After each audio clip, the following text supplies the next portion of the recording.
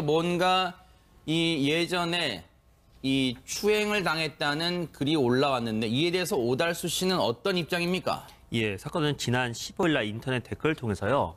한 누리꾼이 글을 올리게 됩니다. 근데 짧지만 되게 명료하게 글을 올리셨는데요. 코믹 연기를 하는 유명한 조연 영화 배우에게 1990년대 상습적으로 성추행을 당했다라고 글을 남깁니다. 그런데 이 글 밑에요.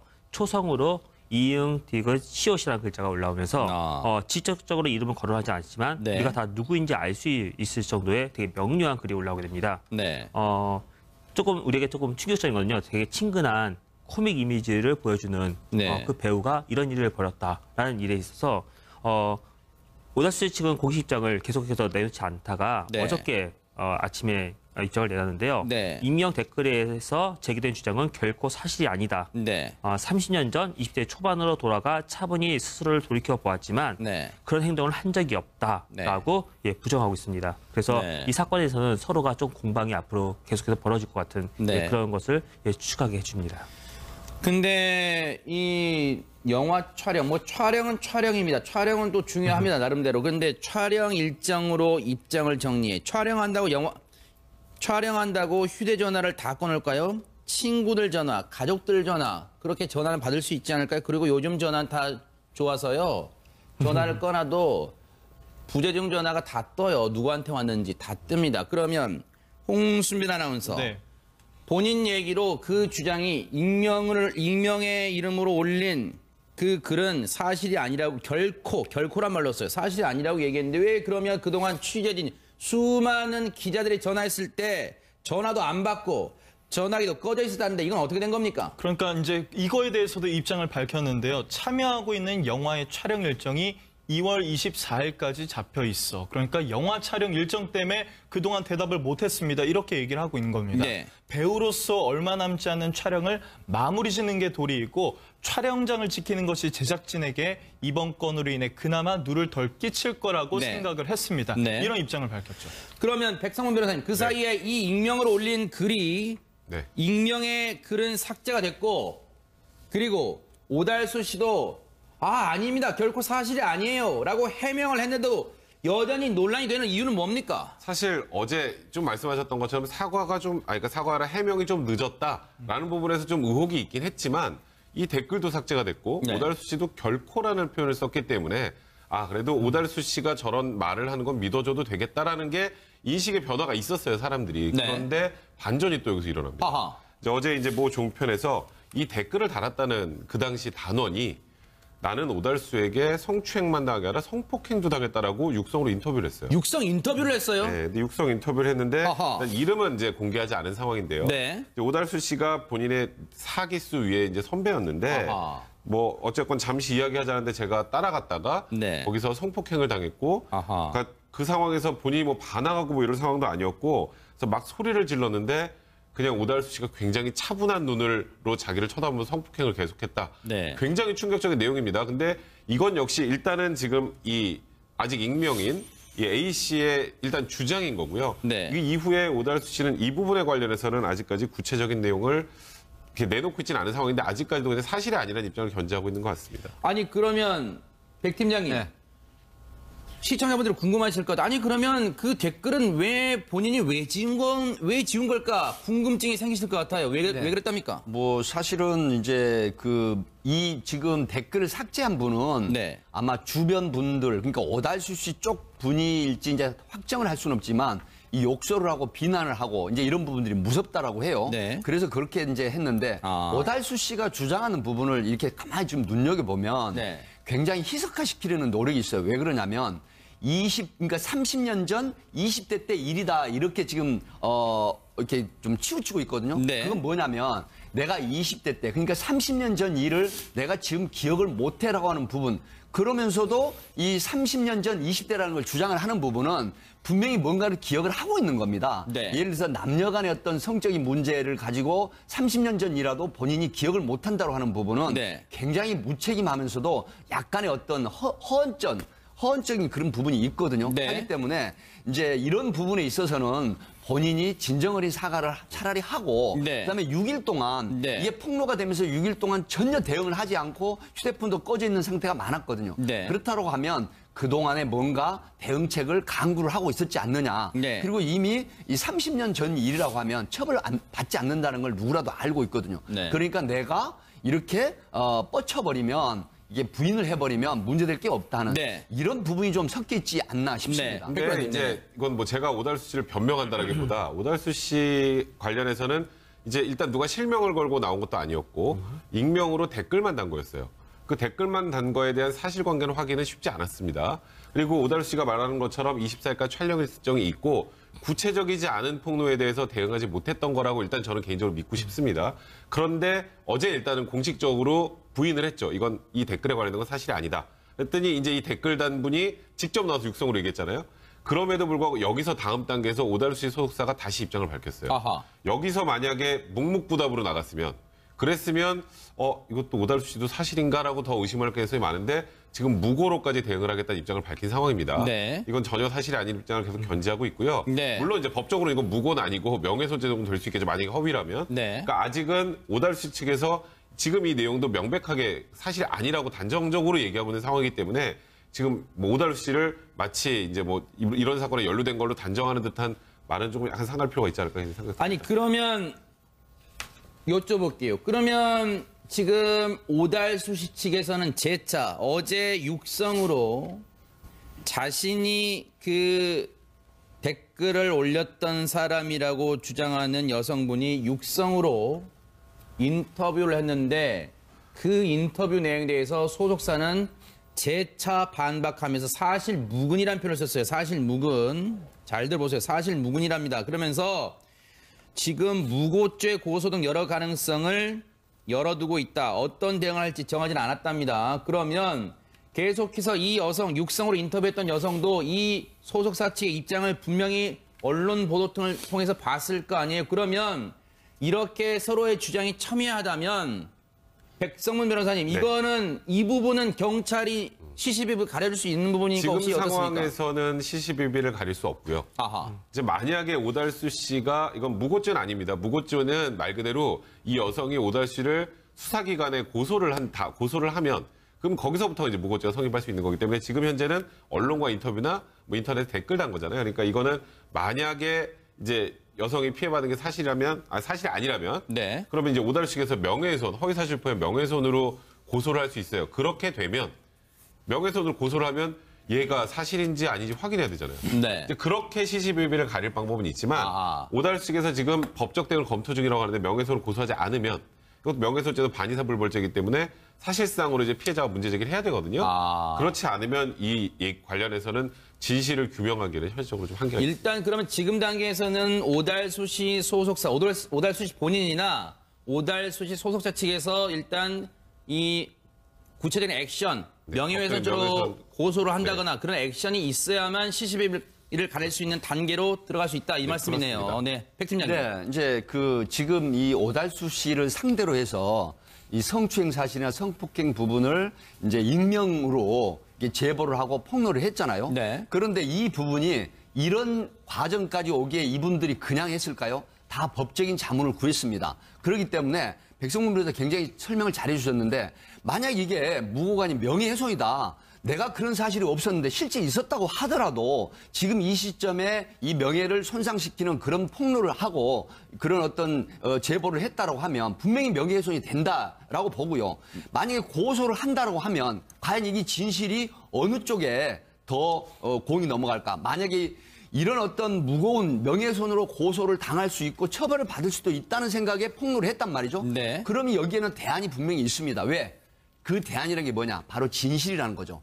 진실이 있기 때문에 그 진실을 믿고 폭로를 하고 제보를 한 겁니다. 네. 그렇다고 하면 저는 권유를 드리고 싶어요. 오달수 씨 측이나 소속자 측에서 이분들을 상대로 이 두 분을 상대로 명예훼손으로 고소를 하라 이겁니다. 자신 있으면. 네. 그러면 이분들이 거기 사실에 관한 증언을 하게 됐을 때 사실도 드러나면 누가 더 큰 문제가 될까라고 하는 부분을 한번 생각해 볼 필요가 있죠. 물론 다시 한번 말씀드린다만 오달수 씨 관련해서 물론 앞에 거론됐던 다른 배우들 관련해서도 마찬가지입니다만 지금 사실이라고 단정 지을 수는 없는 상황입니다. 오달수 씨 관련해서도 마찬가지입니다. 지금은 주장이고요. 물론 그 육성 인터뷰를 하셨던 분이 들으시면 서운하고 분노가 치밀 수 있겠지만요. 지금은 어떤 경찰 수사 등을 한 시시비비를 가는 과정까지 들어가지 않은 단계라 저희도 지금 사실이라고 단정하고 지금 방송할 수는 없는 상황이라는 점을 말씀을 드리고 이런 주장이 나오고 있고 여기에 지금 오달수 씨 측은 재차 반박을 하는 과정까지 왔습니다. 과연 이 부분이 그냥 이 주장으로 끝날지 아니면 추가 폭로 등이 나올지 이 부분도 저희가 끝까지 추적을 해보겠습니다. 이런 가운데 모든 걸 내려놓고 조재현 씨는 모든 걸 내려놓겠다 하면서 다 뭐 배우도 하차하고 뭐 촬영 중인 출연 중인 작품 다 하차했어요. 맡고 있는 직함도 다 내려왔어요. 그런데 어제 얘기했던 피해자 말고 홍수빈 또 다른 피해자 나왔다는데 이게 무슨 말입니까? 또 다른 피해자가 나왔는데요. 4년 전에 그러니까 드라마 촬영장에서 조재현 씨가 막내야라고 불렀던 그 막내 스태프 당시에 20살이었던 여성의 폭로가 이어지고 있었던 겁니다. 네. 그 뭐 단순히 막내야라고만 부르지 않았던 것 같은 게 주변에서도 좀 뭔가 이상한 낌새를 느꼈나 봐요. 그래서 평소에 스태프들이 조재현이 널 이뻐하는 것 같으니까 정말 조심해라.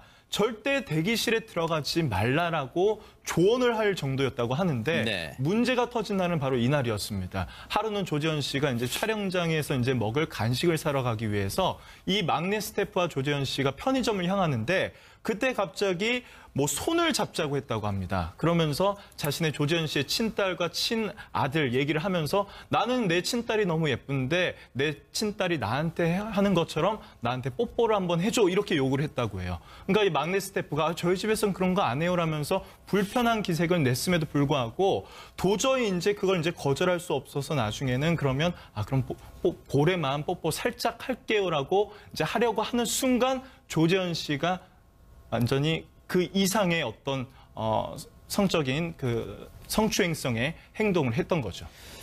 자, 네, 이런 내용이 지금 추가로 나왔고요. 그리고 조재현 씨 애초 관련해서 그 조재현 씨가 뭐 이제 모든 걸 내려놓겠다고 입장을 밝혔습니다만 그 전에 그런 일이 있었대요. 기자에게 애초에 이걸 보도한 기자에게 5차례나 전화했다는데 백성문 변호사님 왜 전화했답니까? 일단 조재현 씨는 나 지금 그게 기억이 전혀 안 난다. 그 제보한 사람이 누구냐, 누구 스태프 쪽에 있는 사람이냐. 그리고 확인을 한다고 이제 5번 정도 전화를 했다는데요. 2가지 가능성이 있는 거죠.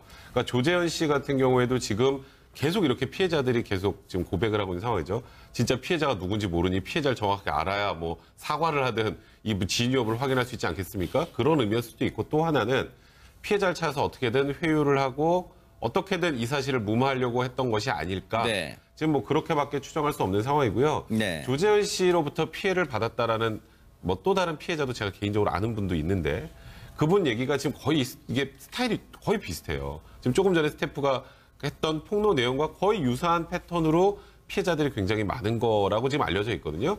그러다 보니까 지금 조재현 씨가 지금 다 이제 시인하고 내려놓는 상황이 네. 됐는데 사실 지금 이 기자에게 5번 전화했다는 것도 이게 마치 피해자를 회유하고 협박하려는 게 아니었을까라는 것 때문에 또 대중들의 비판을 받고 있는 그런 상황입니다. 글쎄요.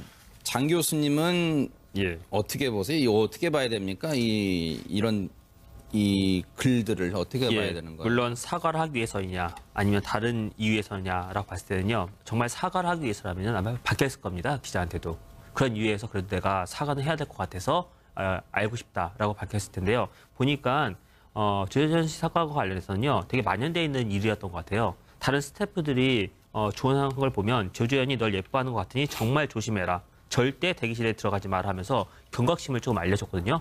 어떤 장소를 지목하면서까지 이렇게 말한다는 것은요. 그전에 있었던 것을 사람들이 다 알고 있었다는 이야기입니다. 그만큼 좀 만연되어 있는 일이었고요. 그동안 알려지면 않았던 것 같습니다. 네. 뭐 조재현 씨는 일단 모든 걸 내려놓겠다 했습니다만 피해를 당하신 분들 입장에서는 모든 걸 내려놓겠다고 해서 다 끝나는 건 아닐 거라는 생각도 듭니다. 이게 분명한 사실이고요. 그리고 참 어디까지 이 이른바 미투 운동, 지금 미투 운동이라고 뭉뚱그려서 표현은 됩니다만 그 피해를 당하신 개인마다는요, 정말 이 씻을 수 없는 상처로 남아있던 세월일 거예요. 그런데 이런 가운데요, 백성문 변호사님. 네. 시사 만화계에서 잘 알려진 아마 박제동 화백이라고 들어보셨을 거예요. 시청자분들이. 그런데 박제동 화백에게 성폭력 피해를 당했다는 주장이 나왔다는데 이게 어떻게 된 얘기입니까? 이것도 내용이 굉장히 충격적입니다. 일단 그 현직 웹툰 작가가 이제 모 방송국 기자와 이제 실시간으로, 그러니까 이름도 이건 전부 다 오픈을 하고 공개를 하고 얘기를 한 내용인데요. 네. 결혼을 앞두고 이 박제동 화백에게 주례를 부탁하러 갔는데 이게 결혼식 주례를 부탁. 왜냐하면 워낙 이제 그 안에서는 거목이시다 보니까 가자마자 반갑다 하면서 일단 허벅지를 먼저 쓰다듬었다고 합니다. 일단 1차 성추행이고요. 그다음에 여기서부터가 사실 저도 믿기지가 않을 정도인데 이 박제동 화백이 이 결혼을 앞두고 있는 예비 신부에게 주례를 부탁하고 신부에게 변태적 성행위를 해봤냐 너는? 이라고 물으면서 내가 주례해주면 너는 나한테 어떻게 해줄 건데 모텔에서 나 옆에서 춤이라도 출 거니? 뭐 이런 얘기를 했다고 하고요. 거기다가 이거는 제가 입으로 옮기가 좀 힘듭니다.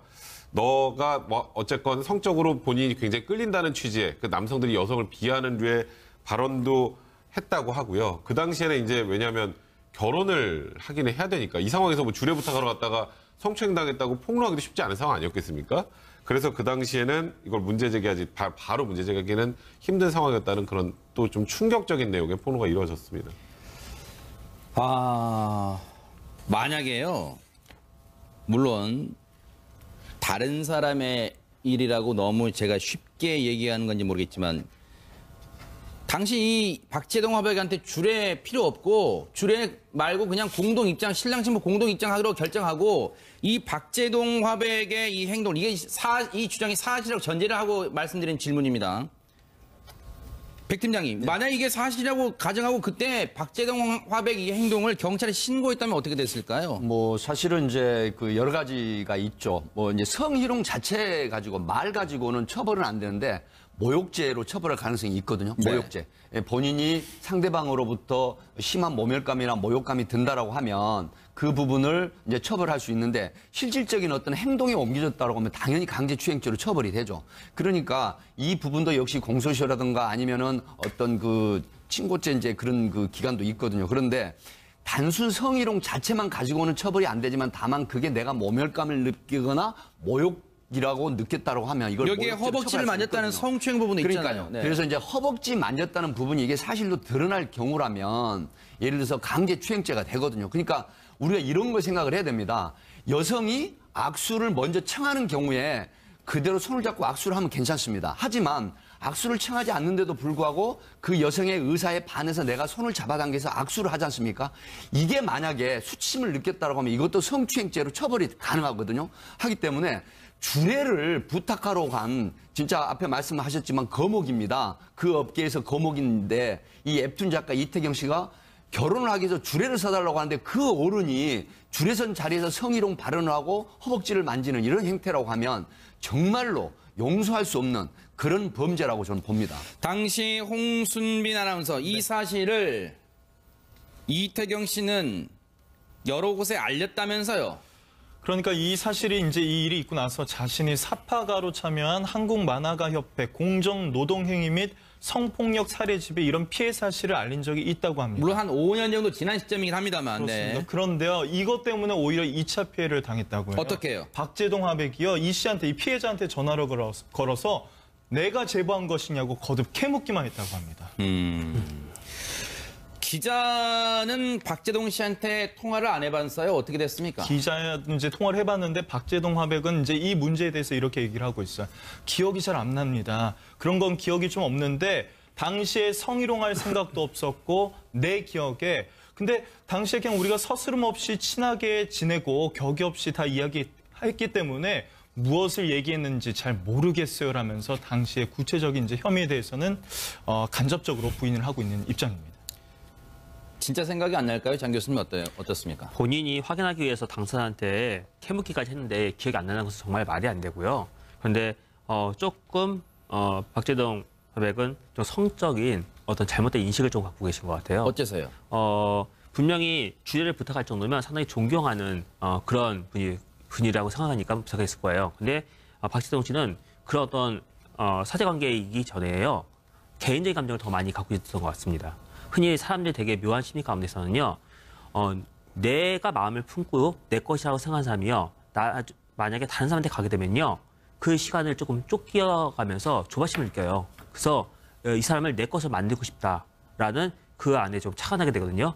그 부분이 상당히 성적으로 되게 잘못된 인식을 갖고 있다는 부분인데 그런 상황을 만들고 싶어서 자꾸만 회유하고 조르는 모습이 나옵니다. 네. 그걸 보면서 조금 성적 인식이 조금 문제가 있어 보입니다. 네. 꼭 이번 사안과 직접적인 연관성이라고 뭐 단언할 수는 없습니다만 백성문 변호사는 2017년 한국예술종합학교 수업 시간에 아마 그때 강의했나 봐요. 이런 일이 있었답니다. 박재동 화백이 수업 시간에 그랬대요. 여자는 보통 비유하기를 꽃이나 과일이랑 비슷한 면이 있다. 상큼하고 먹음직스럽고 그리고 그 안에는 씨를 얻을 수가 있다. 그랬더니 학생들이 대자보를 붙이는 등 거세게 반발했고 박재동 화백은 3차례에 걸쳐 공개 사과했답니다. 그러니까 이게 전형적인 성희롱이잖아요. 그죠? 성희롱 같은 경우는 처벌은 되지 않아요. 아까 백종원 팀장님 말씀하셨던 것처럼. 하지만 이거는 학교에서도 전형적으로 징계를 해야 될 사안이었는데 이거는 징계 절차가 좀 미비하지 않았을까라는 생각이 들고 좀 전에 말씀하셨던 것처럼 여성에 대한 생각 자체, 사고 자체 조금 문제가 있는 분이 아닌가를 생각할 수밖에 없습니다. 네. 시사 만화를 그리는 박재동 화백에 대한 얘기였습니다. 물론 사실이라고 단정하지는 않겠습니다. 마무리해 보겠습니다. 어떻게 그들을 예술가라 부를 수 있겠습니까? 욕정에 눈이 멀어 예술가의 양심을 파렴치겠죠? 뉴스파이터 여기서 마칩니다. 함께해 주신 여러분 고맙습니다.